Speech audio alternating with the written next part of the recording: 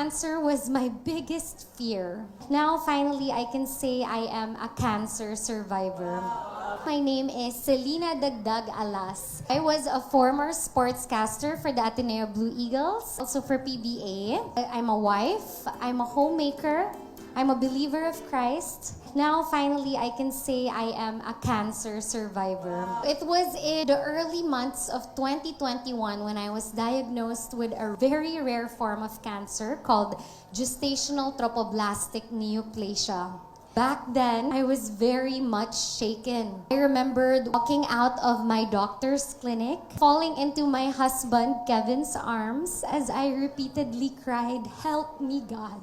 You know, cancer was my biggest fear, and to have it in my 20s was a huge shock for me. So I began my chemotherapy, and naturally with the strong medication, all sorts of complications arose. While I was doing chemo, tumaas po yung liver enzymes ko, bumaba po yung hemoglobin ko, bumaba po yung white and blood cells count ko. I had rashes, I had unexplainable fever, I had low sodium, just to name a few. You know, it was a very hard time for me.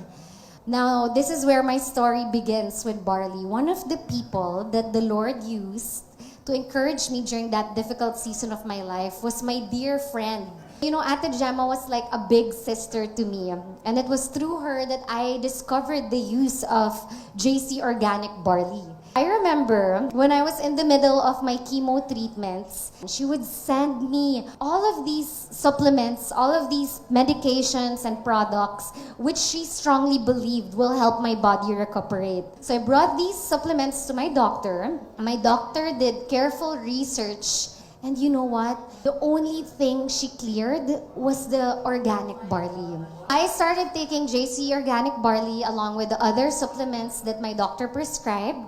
And by God's grace, I saw great improvements in my body.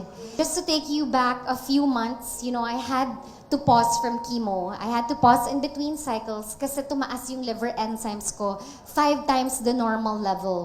Ang taas-taas ng liver enzymes ko noon that my body needed to rest from chemo. It was my body's way of demanding rest kasi malakas yung gamot. So in those days that I wouldn't do chemo and I would be at home resting, I would nourish my body with good food and with the JC Organic Barley.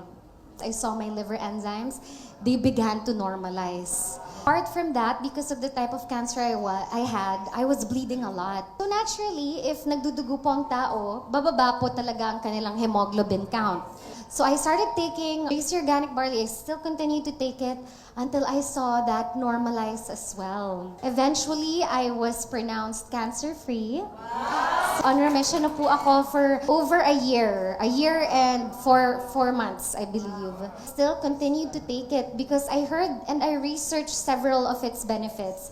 I learned that it would lower blood sugar levels, it would lower blood cholesterol levels, it would also help people with anemia, it would prevent osteoporosis, it aids with digestion. To top it all off, bukod sa mga benefits na yan, it also prevents certain types of cancers.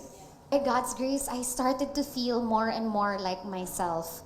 I started to feel stronger, started to feel more energetic, kumbaga. So today, I stand before all of you healthy and well. Hallelujah!